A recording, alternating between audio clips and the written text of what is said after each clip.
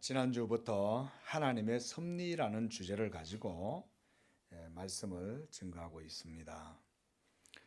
로마서 8장 28절에 보면 이런 말씀이 있습니다.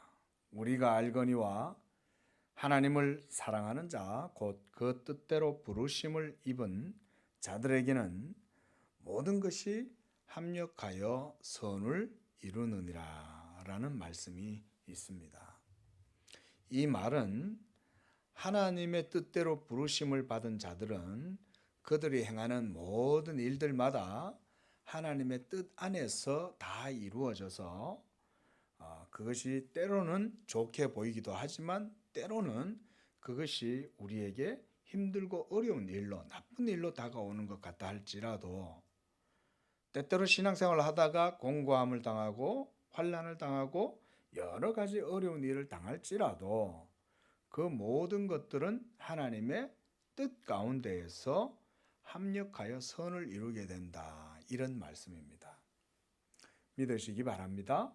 합력하여 선을 이루시는 하나님. 이것은 바로 성도들이 하나님의 섭리를 믿는 믿음의 고백이라고 할 수가 있습니다. 오늘 우리가 읽었던 로마서 11장 36절 말씀하고 요한계시록 4장 11절 말씀을 보면 이와 같이 하나님의 섭리에 대한 큰 그림을 우리에게 보여주고 있습니다. 성경만큼 하나님에 대해서 직접적이고 적극적으로 역사를 주관하고 그 뜻대로 모든 일을 이루신다라고 하는 말을 하는 것은 없습니다.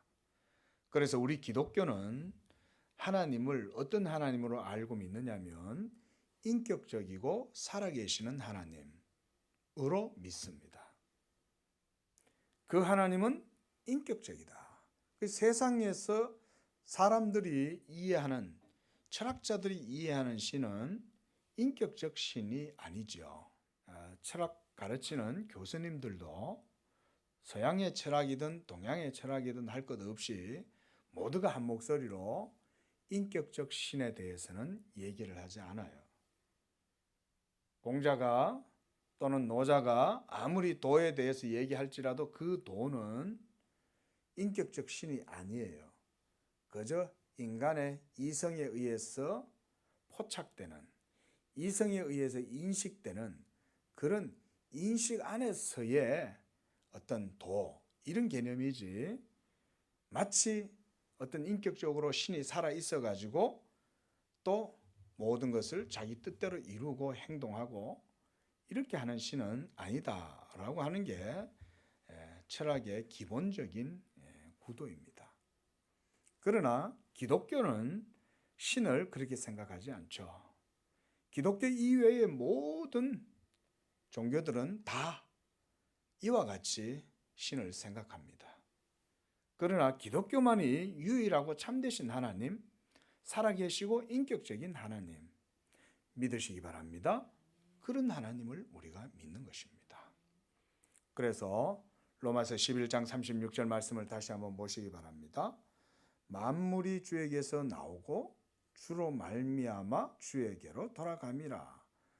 그에게 영광이 세세에 있을지어다. 만물이 주에게서 나온다.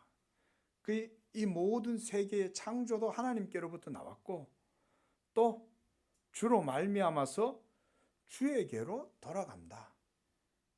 이 모든 일을 다 행하시고 또 행하셨을 뿐만 아니라 그 모든 일들을 또한 이루시고 또한 그 모든 것의 마지막도 하나님께로 돌아가도록 한다는 것이 바로 하나님의 섭리다 이 말인 거예요.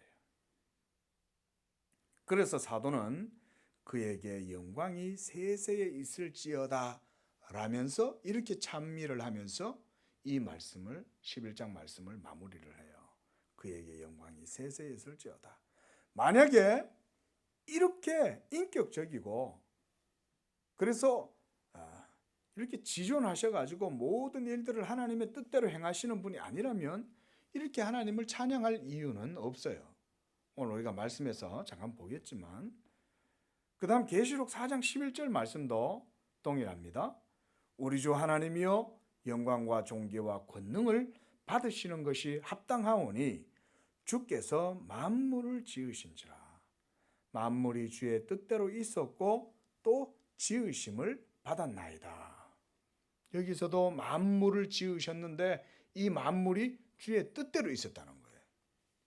그리고 또 지으심을 받았나이다 라고 이렇게 사도 요한도 이렇게 말하고 있는 것입니다. 그래서 이렇게 성경을 보면 우리가 성경 전체에서 섭리하시는 하나님, 이 하나님은 우연에 의해서나 어떤 충동에 의해서나 어떤 이벤트에 의해서 이루어지는 것이 아니고 적극적으로 모든 일들을 자기의 뜻 가운데서 행하시는 분이 바로 하나님이라는 것이 바로 성경이 증거하는 하나님, 또 우리 기독교가 믿는 하나님이시다. 우리가 이런 하나님을 온전히 바르게 믿을 수 있기를 바랍니다. 하나님의 섭리를 오해하는 사람들 가운데 가장 큰 오해는 우주와 인간사, 그리고 인간 자신이 하나님의 권능에 의해서 지배를 받기는 하지만 그것이 하나님의 결정에 의해서 지배되는 것은 아니라고 생각하는 것입니다.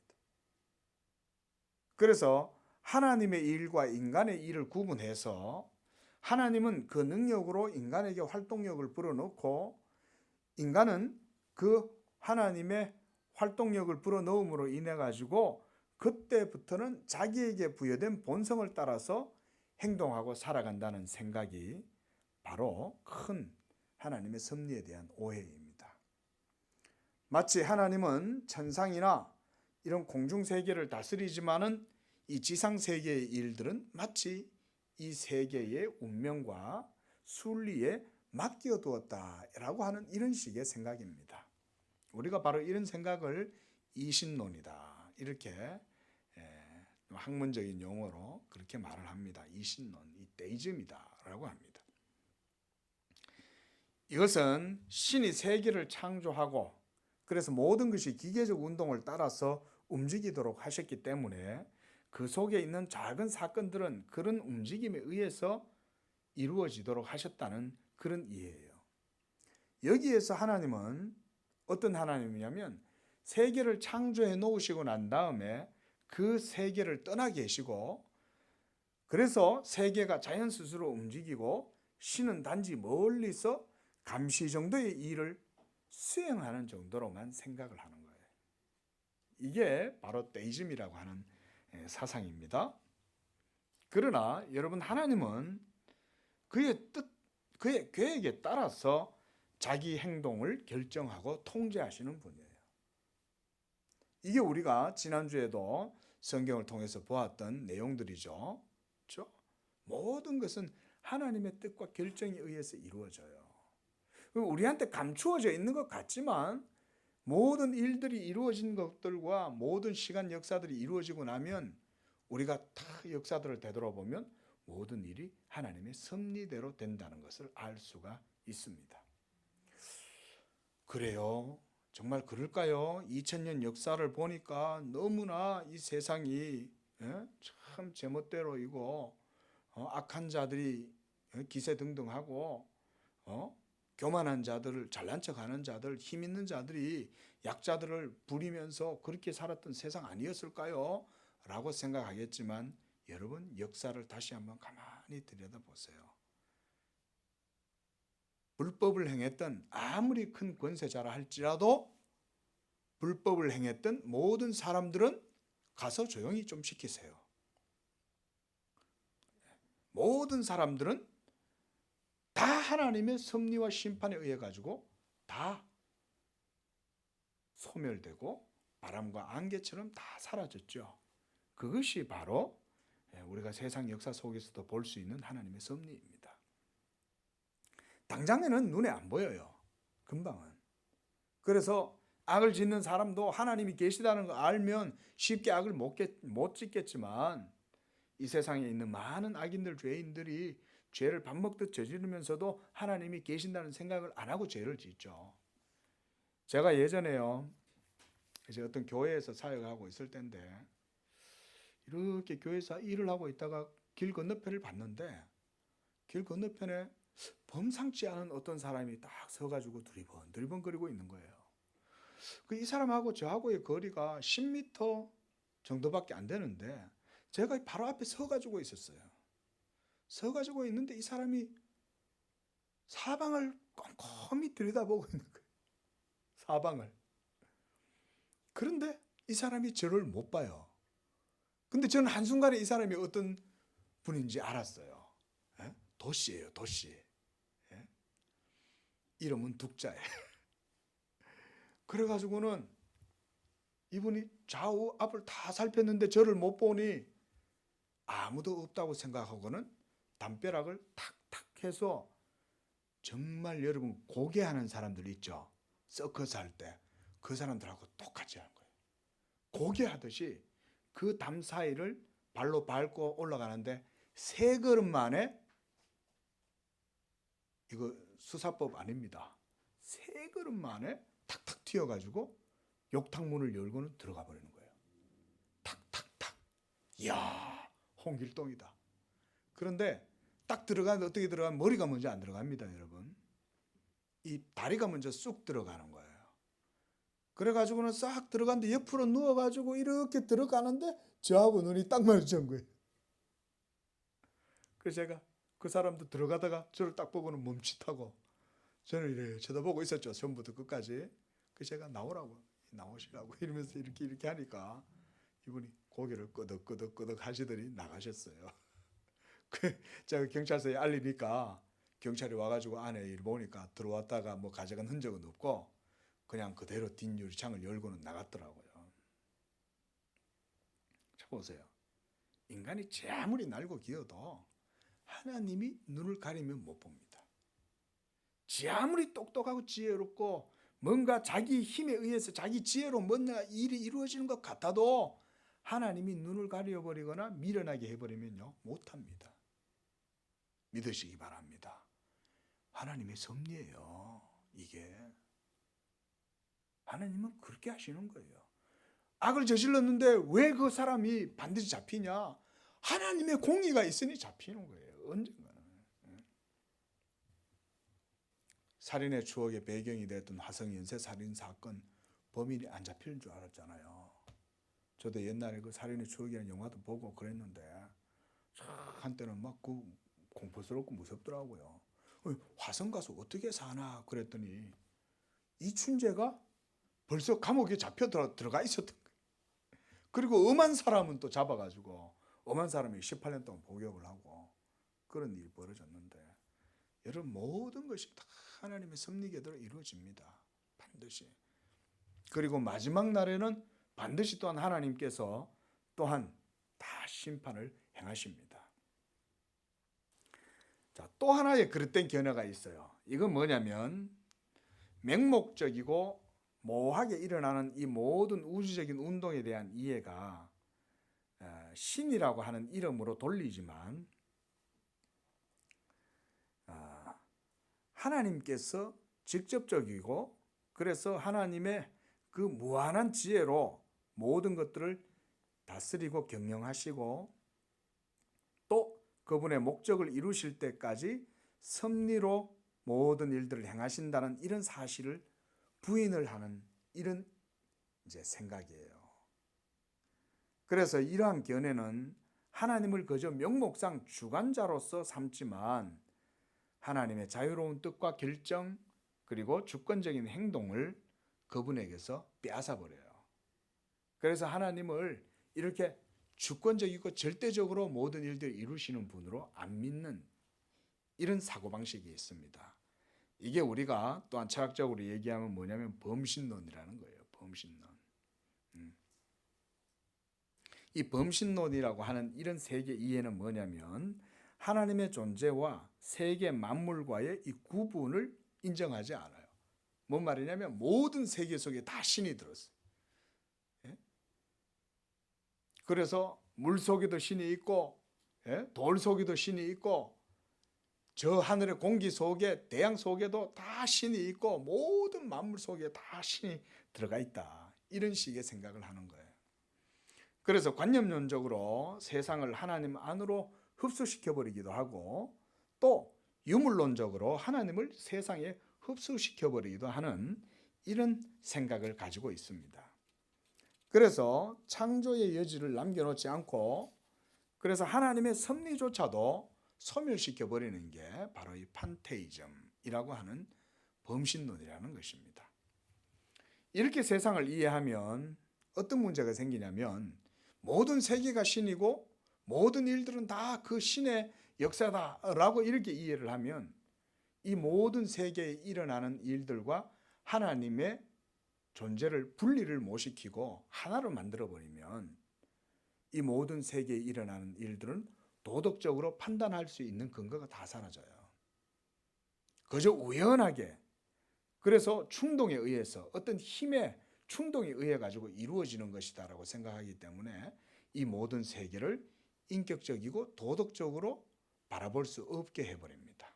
이것이 바로 판테이즘이라고 하는 것입니다. 그래서 이러한 관점으로 보면 바로 인격적인 신에게 기도하는 것조차 예배하는 것조차 그런 종교들은 모두가 다 미신적 행위에 불과하게 되는 것이고 그리고 또한 인간의 자유로운 인격적인 결정이라든가 어떤 도덕적 책임 자체도 다 사라져버려요. 이 범신론이라는 거는. 왜냐하면 모든 세계와 신을 하나로 동일화시켜 놓고 해버리면 그 가운데 일어나는 모든 일들은 신의 결정이나 도덕에 의해서 이루어지는 것이 아니고 그렇잖아요. 그럼 도덕적 기초가 사라져 버리잖아요. 그래서 우연한 힘 또는 우연한 힘의 세력에 의해서 충동적으로 역사가 계속해서 번져나가고 증식되는 소위 진화도 이런 유물론적인 사고방식에 의해서 나오는 거예요. 진화. 하나님의 도덕적 결정에 의해서 모든 세계가 이루어진 게 아니라 어떤 우연한 계기에 의해 가지고 일어나고 그렇죠. 그래서 빅뱅이 일어나고 그리고 장구한 세월이 지나가서 몇 수십억 년이 지나다 보니까 거기에서 뭔가가 미생물이 생겨나고 그러면서 또 번개가 쳐가지고 화학적 작용에 의해서 미생물이 점점점 자라가지고 거기에서 이제는 물고기가 됐다가 또 파충류가 됐다가 이 다리가 나와가지고는 또 육지로 또 기어오르다가 또 거기 또 점점 꼬리는 없어지고 일어나면서 이제 원숭이가 됐다가 원숭이에서 사람이 됐다. 그게 바로 그런 범신론적인 이론이 기초를 하고 있습니다. 그래서 이 세계는 자연 그런 식으로 우연하게 이루어졌다라고 생각해요. 그러면 보세요. 진화론에 도덕적 기초가 있을까요? 인간의 도덕적 형상이라는 것을 찾을 수 있을까요? 그런 윤리적 기초를 세울 수가 없어요. 왜? 우연하게 생겼는데 무슨 윤리예요? 무슨 그게 도덕적 기초가 있어요? 그러니까 공산주의자들이 그런 유물론적 사관에 기초를 해가지고 이 세계를 이해하니까 이 세계는 힘의 역사인 거예요. 많이 가진 자들이 막 일어나면 이 무상계급들이 프레타리아가 혁명을 일으켜가지고 힘을 다해가지고 또 모든 부르주아지를 전부 다 처단하고 그렇게 해서 공평한 세상을 만들자 우리 다 같이 이런 식의 조잡한 논리를 만들어가지고 한 것이 그게 뭐 마르크스나 레닌이나 공산주의가 다 그런 거 아닙니까? 그러니까 그들이요 종교를 아편이라 그러고 기독교를 철저하게 박멸하려고 그러는 거예요. 그 속에는 어디에도 신에 대한 섭리가 하나도 없어요. 그러나 여러분 하나님은 어떻게 섭리하시냐면 개개의 사건을 모두 조정하세요. 이제 미국의 대선이 이제 마무리가 돼가고 있는데 어떻게 될지 모르지만 여러분 어떻게 되든 간에 그것은 다 하나님의 섭리 가운데 있는 거예요. 하나님의 섭리 속에. 우리나라의 모든 사건과 역사도 마찬가지요. 세계의 모든 사건과 역사도 마찬가지입니다. 모두가 다 하나님의 섭리 가운데 이루어지는 것입니다. 그게 우리한테는 감추어져 있는 거예요. 그러나 모든 일들을 하나님의 뜻대로 행하시는 그 모든 역사를 따라서 하나님께서 모든 일들을 다 이루어 가신다. 우리 성도들은 가장 먼저 그걸 믿어야 돼요. 정부를 비판할 수도 있고 때때로는 정부를 옹호할 수도 있고 그렇게 하겠지만 그것은 우리한테 속한 일이지만 그러나 모든 일들을 이루시는 분은 하나님이라고 하는 이런 믿음을 가지고 있어야 그게 참된 성도의 믿음인 것입니다. 믿으시기 바랍니다. 그러면 하나님이 영광을 받으시는 거예요. 우리는 다만, 그럼 우리는 어떻게 할까요? 우리는 기도 가운데에서 하나님의 섭리를 위해서 기도하면서 모든 일들이 하나님의 뜻 가운데 이루어지기를 기도하면서 믿음으로 살아가면 되는 거예요. 우리가 할 일은 없어요. 우리가 할 일은 하나님의 말씀을 따라서만 살면 하나님이 여러분들을 통해서 그냥 하나님이 하실 일을 이루어 나가시는 거예요. 간단하죠? 우리가 하나님을 위해서 뭔가 큰 일을 할 게 없습니다. 단지 하나님의 말씀을 따라 벗어나지 않고 죄 짓지 않고 살기만 하면 하나님은 여러분들을 통해서 일하신다. 얼마나 간단합니까? 그게 우리에게 맡겨주신 의무죠. 삶이고. 그래서 저는 가끔 그런 말을 해요. 복 받는 게 어려운 게 아니다. 복 받는 건 하나님의 말씀을 믿고 죄 짓지 않고 살면 된다. 그런데 사실요, 이 말이 왜 어렵냐면 죄를 짓지 않고 살기가 어렵기 때문에 그런 거예요. 너무나 단순한데 죄를 짓지 않고 사는 게 이게 쉽지가 않은 거예요. 우리 인생들한테. 그죠? 죄 짓지 않고 하나님 말씀 안에 거하고 살기만 하면 하나님의 복을 받는 건 자연스러운 순리인데 우리의 연약함 때문에 그것에 항상 문제가 많이 생기는 것이죠. 자, 여러분, 하나님의 섭리라는 것을 여러분들이 좀 많이 생각을 해보시길 바랍니다.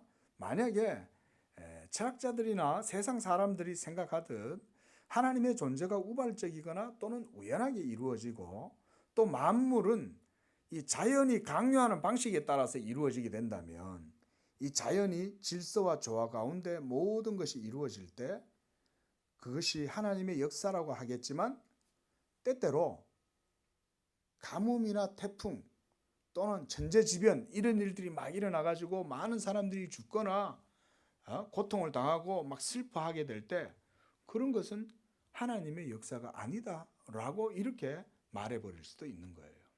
그렇죠? 하지만 성경에서는 모든 자연의 질서와 조화, 때때로 우연하게 일어나는 일조차도 하나님의 작정과 섭리 가운데 있는 것이라고 이렇게 말합니다. 성경은 이러한 하나님의 섭리와 행동으로 인한 사건들을 우리에게 많이 보여줍니다. 우리가 성경 속에서 이런 일들을 많이 보지만 특히 사울이 왕이 되어질 때 하나님께서 사무엘 선지자에게 이스라엘의 초대 왕이 될 이 사울이 내일 이맘때가 되면 너를 찾아올 것이라고 이렇게 하나님이 미리 얘기를 해주시는 거예요.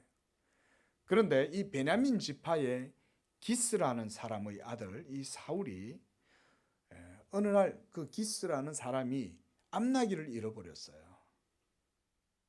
그래서 이 기스가 자기 아들 사울을 불러서 심부름을 보내요. 야, 암나기가 어디로 가봤는지 내가 찾을 수가 없다. 가서 좀 찾아와라. 그래서 이 사울이 자기의 종을 데리고 이 찾으러 돌아다닙니다. 이 동네 가도 없고 저 동네 가도 없고 온 동네를 다 돌아다니는데 없는 거예요. 그렇게 헤매고 헤매다가 길에서 어떤 한 사람을 만난 거예요. 그랬더니 이 사람이 뭐라고 말을 하냐면 나귀를 잤습니까? 그러면 선지자한테 가서 물어보면 알죠. 그 선지자는 모든 걸 다 알려줄 수 있어요. 그래서 마침 이 동네에 선지자가 살고 있다고 하니까 그러면 그 선지자에 가서 물어보자. 이러면서 사울이 그 선지자를 찾아가는데 찾아가는 길에 사무엘을 만나는 거예요. 그런데 그 이후에 말씀이 뭐라고 하냐면 그 전날 하나님이 사무엘에게 내일 한 사람이 나귀를 찾으러 너한테 와서 물을 거다. 그러면 그를 이스라엘의 왕으로 삼아라. 이렇게 얘기하시는 거예요. 자, 이 사건에서 암나귀를 잃어버린 것은 우연이었을까요? 우연이 아닌 거예요. 이 동네 갔다가 저 동네 갔다가 여러 동네를 떠돌다가 길을 가다가 한 아이를 만났는데 이 아이가 사무엘한테로 가보세요. 선견자한테로 가보세요. 라고 얘기하고 그 아이를 만난 것도 우연이 아닌 거예요. 그리고 사무엘을 만났을 때 이 사무엘이 또한 하나님이 벌써 이 사울을 보낼 것이다 라고 하는 예언의 말씀을 미리 받았던 거예요. 자, 다 하나님의 섭리죠. 예? 하나님의 인도하심이 있었던 것이죠. 그러고 나서 나중에 이제 이스라엘의 왕을 뽑을 때 제비를 뽑습니다. 그 제비를 뽑기를 하는데 누가 뽑히냐면 기스의 아들 사울이 뽑히는 거예요. 베냐민 지파가 뽑히고 그 가운데서 기스의 자손이 뽑히고 거기에서 이제 사울이 제비 뽑기에서 뽑히는 거예요. 제비 뽑기 우리가 랜덤하게 이루어진다고 생각하겠지만 하나님의 섭리가 거기에 있는 거예요. 또한 성경에서 아주 또 중요한 사건 가운데 하나가 뭐냐면 고레스라고 하는 왕입니다. 이 페르시아의 왕인 이 고레스는 성경에서 미리 예언을 다 했어요. 이스라엘 백성들이 하나님께 범죄하고 하나님의 징계를 받아서 바벨론에 70년 동안 포로가 될 때 하나님께서 벌써 바벨론 포로가 되기 전에 예레미야와 이사야 선지자를 통해서 벌써 예언을 했어요. 벌써 300년 전에. 그래서 이사야서 44장 28절 말씀 우리가 한번 찾아보겠습니다.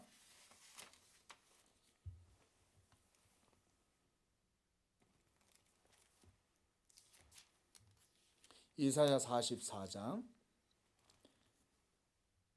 구약성경 1023쪽입니다. 44장 28절 말씀 한번 우리 읽어보겠습니다.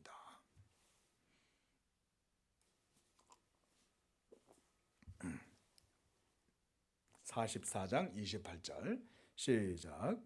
고레스에 대하여는 이르기를 내 목자라 그가 나의 모든 기쁨을 성취하리라 하며 예루살렘에 대하여는 이르기를 중건되리라 하며 성전에 대하여는 내 기초가 놓여지리라 하는 자니라. 계속 읽어봅니다. 여호와께서 그의 기름 부음 받은 고레스에게 이같이 말씀하시되 내가 그의 오른손을 붙들고 그 앞에 열국을 항복하게 하며 내가 왕들의 허리를 풀어 그 앞에 문들을 열고 성문들이 닫히지 못하게 하리라. 내가 너보다 앞서가서 험한 곳을 평탄하게 하며 논문을 쳐서 부수며 쇠빗장을 꺾고 내게 흑암 중에 보화와 은밀한 곳에 숨은 재물을 주어 내 이름을 부르는 자가 나 여호와 이스라엘의 하나님인 줄을 내가 알게 하리라.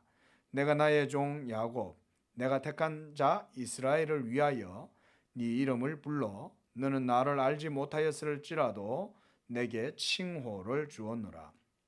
나는 여호와라 나 외에는 다른 이가 없나니 나밖에 신이 없느니라. 너는 나를 알지 못하였을지라도 나는 내 띠를 동일 것이요 해 뜨는 곳에서든지 지는 곳에서든지 나밖에 다른 이가 없는 줄을 알게 하리라. 나는 여호와라 다른 이가 없느니라 라고 하면서 7절에 이렇게 말씀하세요. 나는 빛도 짓고 어둠도 창조하며 나는 평안도 짓고 환난도 창조하나니 나는 여호와라 이 모든 일들을 행하는 자니라 하였노라 라고 말씀하시는 거예요. 자, 하나님은 어떤 분이세요? 빛도 짓고 어둠도 짓고 평안도 짓고 환난도 짓는 것이 하나님이라는 거예요. 그래서 나는 여호와라 이 모든 일을 행하는 자가 바로 나다 라고 하면서 지금 누구한테 이 말씀하시는 거예요?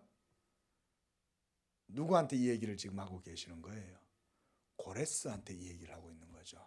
그런데 고레스는 지금 태어났어요? 안 태어났어요? 고레스는 아직 태어나지 않은 거예요. 고레스가 태어나기 약 300여 년 전에 하나님은 이미 이사야를 통해서 이 말씀을 하시는 거예요. 또한 예레미야서 25장 우리 다시 한번 찾아봅니다. 이사야서 뒤에 있죠. 예레미야서 25장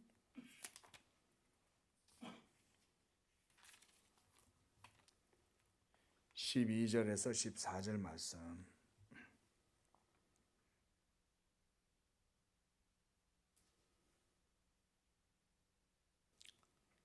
시작. 여호와의 말씀이니라. 25장 12절입니다. 70년이 끝나면 내가 바벨론 왕과 그의 나라와 갈대아인의 땅을 그 죄악으로 말미암아 벌하여 영원히 폐허가 되게 하되 내가 그 땅을 향하여 선언한 바 곧 예레미야가 모든 민족을 향하여 예언하고 이 책에 기록한 나의 모든 말을 그 땅에 임하게 하리라. 그리하여 여러 민족과 큰 왕들이 그들로 자기들을 섬기게 할 것이나 나는 그들의 행위와 그들의 손이 행한 대로 갚으리라. 또한 29장 말씀 한 번 더 봅니다. 29장 예레미야 29장 10절 말씀 29장 10절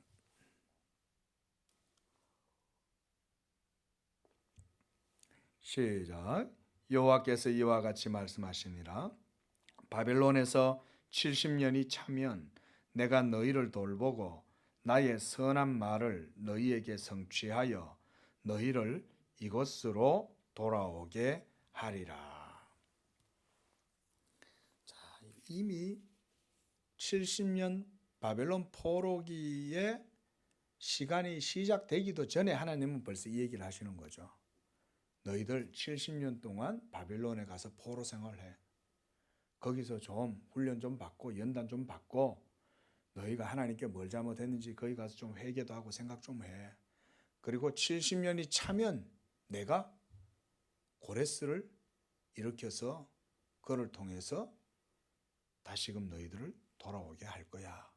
그래가지고요, 이 고레스가 여러분 어느 날 딱 일어나가지고 70년이 찬 이 이스라엘 백성들을 향해 가지고 다 너희들 본국으로 돌아가라 이렇게 명령을 내려요.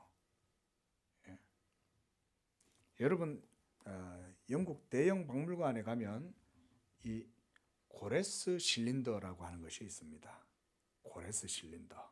이 뭐냐면 여러분 혹시 제가 이미지를 지금 없어서 그런데 이 돌로 된 원통형에 여러분 글이 막 기록된 거 혹시 보셨습니까? 그게 바로 이 고레스의 실린더라고 하는 원통이라는 겁니다. 그 원통에 보면 이 고레스가 쭉 여러 가지의 일들을 거기에다 기록을 막 이렇게 해놨어요. 근데 이 조각이 발견이 된 거예요. 이 원통형이. 거기에 뭐라고 기록되었냐면 번역해 놓은 걸 제가 가지고 왔어요. 이렇게 기록되어 있어요. 나는 고레스, 세계의 왕, 위대한 왕, 정정당당한 왕, 사방의 왕이며 위대한 왕, 안시안의 왕이신 캄비세스의 아들이요 고레스의 손자이며 나는 오랫동안 황폐되어 온 성소들과 그 안에 있던 신상들을 티그리스강 저편의 신성한 도성들로 귀환시켰으며 그들을 위하여 영구적인 성소들을 지어 주었다.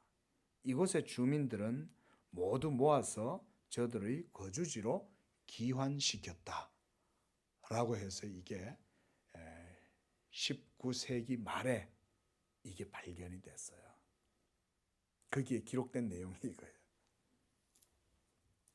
우리가 다시 한번 성경 한번 찾아보겠습니다.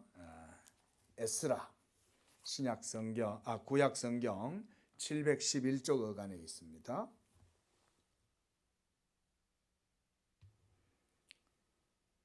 에스라 1장 1절에서 3절 말씀 우리 한번 읽어보겠습니다. 시작.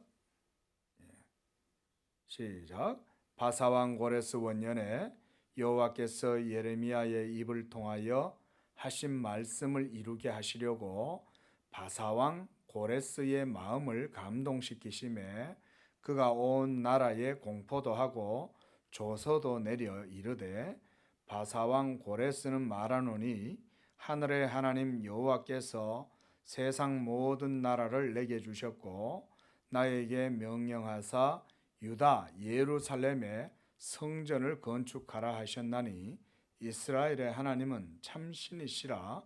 너희 중에 그의 백성된 자는 다 유다 예루살렘으로 올라가서 이스라엘의 하나님 여호와의 성전을 건축하라. 그는 예루살렘에 계신 하나님이시라. 그는 예루살렘에 계신 하나님이시다.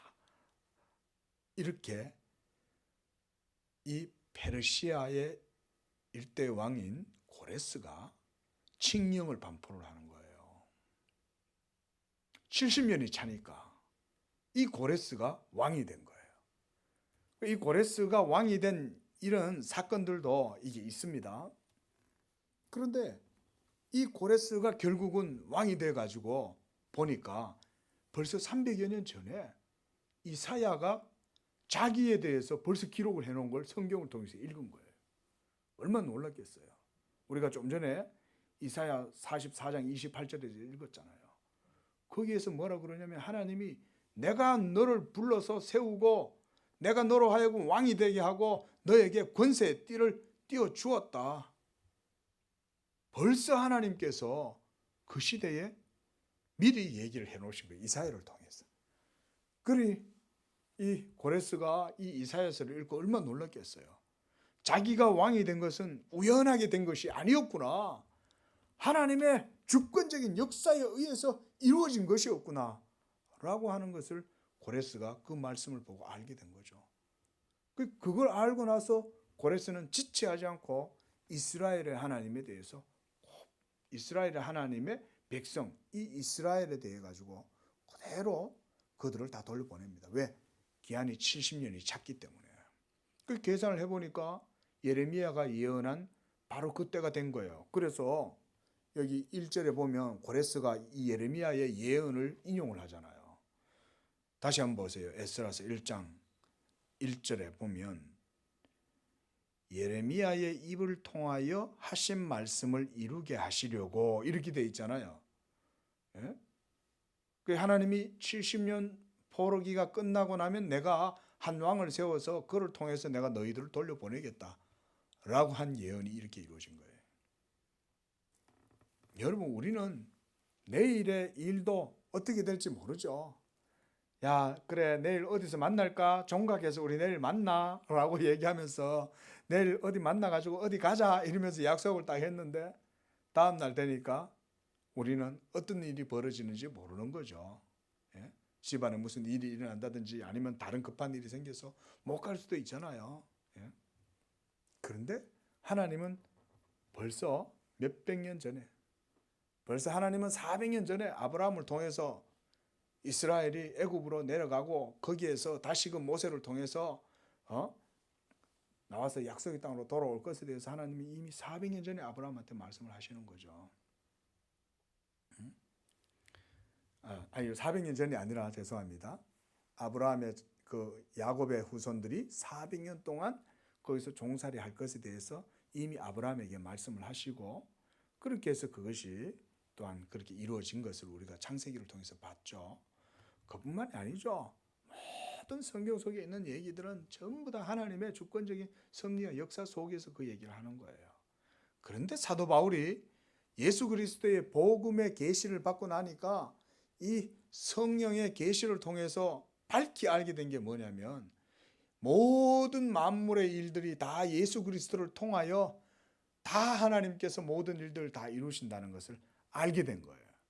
그래서 우리가 오늘 읽었던 이 로마서 11장 36절 말씀처럼 이는 만물이 주에게서 나오고 주로 말미암아 주에게로 돌아감이라 라고 하는 이런 고백이 사도 바울에 의해서도 나오는 거예요.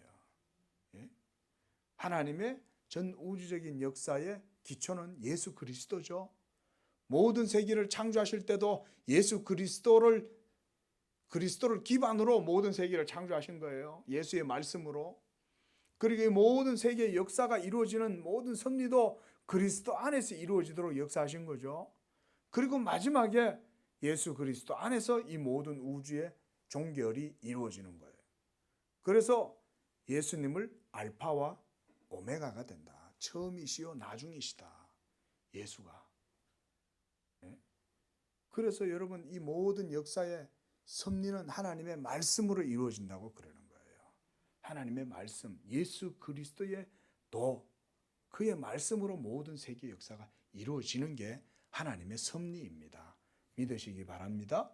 이렇게 그래서 우리가 예수를 믿는 사람들은 자연스럽게 하나님의 섭리를 따라서 살 수밖에 없어요. 왜? 예수가 하나님의 말씀이니까.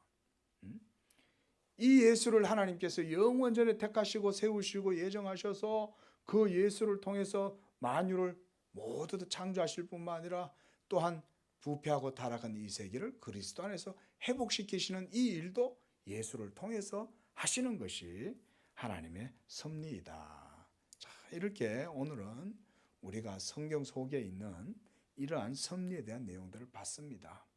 우리가 신약 성경에서도 마찬가지였잖아요. 사도 바울이 옥에 갇혔을 때도 하나님이 천사를 보내서 이 옥에 갇힌 사도 베드로를 꺼내기도 하고, 또는 사도 바울도 옥에 갇혀 있을 때 하나님께서 그를 꺼내기도 하시고, 또한 모든 사도 바울의 전도 사역도 모두 다 하나님이 다 하시는 거죠.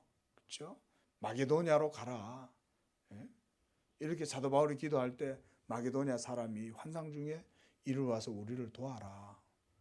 그뿐만이 아니죠. 모든 일들, 심지어 예수님이 어느 날 유대인들이 예수님한테 시험하러 와가지고 이 돈이 누구 것이니까, 이게 가이사의 것이니까, 하나님의 것이니까, 그거 가이사의 것은 가이사에게, 하나님의 것은 하나님께 드려 라고 하시면서 예수님이 성전세 내는 것도 베드로한테 다 얘기하시잖아요. 성전세를 내라. 그때 이 성전세는 하나님의 것이니까, 하나님께 드리는 것이니까 하나님 걸로 드려야지 라고 하면서 예수님이 베드로한테 심부름을 시키죠. 베드로야, 바다에 가서 낚시를 해가지고 물고기를 잡아 올리면 그 입에 뭐가 있어요? 물고기의 입에 동절이 있는 거예요. 그래가지고 이 베드로가 가서 물고기를 잡았더니 물고기의 입에 동전이 있는 거예요. 그 동전을 가지고 가서 성전세를 내잖아요. 여러분, 이런 걸 볼 때 지금도 우연은 하나도 없는 줄로 믿습니다. 그 시대에도 주님이 그렇게 역사하신 것처럼 이 시대에도 주님은 동일하게 역사하세요. 우리 양재교회가 이곳에 세워진 것, 여러분들이 이곳에서 하나님을 예배하고 섬기고 기도하고 말씀 듣고 하는 이것도 모두가 다 하나님의 섭리 가운데 있는 거예요. 하나님의 작정과 뜻이 다 있는 것입니다. 믿으시기 바랍니다. 이곳에서 이렇게 하나님께서 자기의 일을 하게 하실 때 바로 이렇게 성도들을 통해서 지금도 일하신다. 그래서요, 우리가 이런 섭리를 생각할 때 더욱더 하나님께 기도할 수 있는 거예요. 하나님의 뜻대로 모든 게 다 이루어진다면 우리는 아무것도 할 거 없겠네, 이렇게 생각하는 것은 무지요 불신이에요. 그게 아니라 하나님이 바로 모든 시간간 역사를 다 초월하셔서 자기 뜻대로 모든 일들을 이루시고 그의 계획하신 바는 반드시 이루어진다라고 하는 것을 믿으면 도리어 하나님에 대한 경외심을 갖게 되고 믿음이 일어나게 돼서 그 하나님께 오히려 진실한 기도를 할 수가 있게 되는 겁니다. 이게 섭리 교리가 우리에게 주는 유익이에요. 자, 오늘 저녁 때도 우리가 기도할 때 바로 이런 하나님의 섭리에 대한 믿음으로 하나님께 기도하여 응답받는 저녁 되기를 바랍니다. 기도하겠습니다.